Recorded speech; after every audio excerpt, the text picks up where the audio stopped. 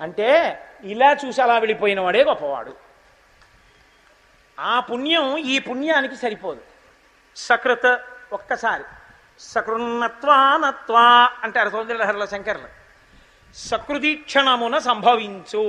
ఒక్కసారి విశ్వనాథలింగం వంక ఇలా చూశాడా వాడు కొన్ని కోట్ల జన్మల శివాభిషేకం పూజ చేసినటువంటి ఫలితం కన్నా గొప్ప ఫలితాన్ని పొందేస్తున్నాడు. అది కాశీపట్టణం యొక్క వైభవం. కాబట్టి అఖిల కాలంబు శంభు నర్చించిన ఫలంబు సకృదీక్షణమున సంభవించు. ఒక్కసారి చూస్తే వస్తోంది. అలాగే ఇక్కడికి వచ్చినటువంటి వాళ్ళు భవ సహస్రముల చేసిన పుణ్యంబు కంటెను ఒక్క ప్రదక్షిణమునకు ఉపమ కాదు.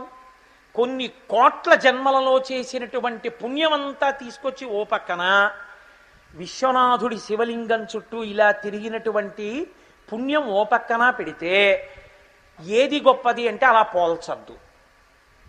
అసలు ఉపమ కాదు. ఈ ప్రదక్షిణానికి కొన్ని కోట్ల జన్మల పుణ్యానికి పోలిక లేదు. అలా పోల్చవద్దు, సరిపోదు. కాశీలో విశ్వనాథలింగం చుట్టూ తెలిసో తెలియకో తిరగడం అంత గొప్పది కాబట్టి అలా పోల్చద్దు అసలు అన్నారు.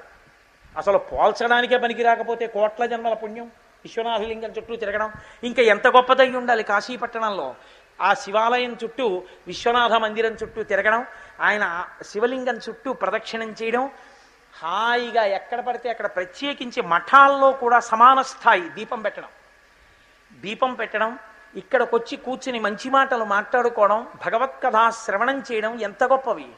కాబట్టి అది ఆ భవ సహస్రముల చేసిన పుణ్యఫలంబు ఒక్క ప్రదక్షిణమునకు ఉపమ కాదు. ఒక ప్రదక్షిణంతో సమానం కానే కాదు.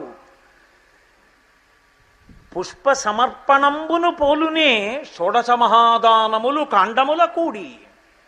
ఒకే ఒక పువ్వు తీసుకెళ్ళి అలా వెళ్ళిపోతూ సశాస్త్రీయంగా పూజ చేశానా అని కూడా చూడకుండా ఇలా విశ్వనాథలింగం మీద పడేసి వెళ్ళిపోయాడు ఒకడు.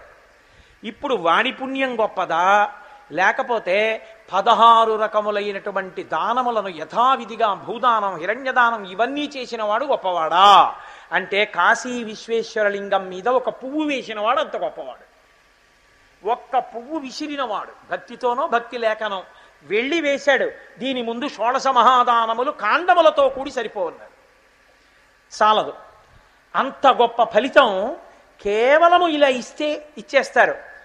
తలకూడు అశ్వమేధ బలంబు పంచామృత స్నాన విశేషము ఆచరింప.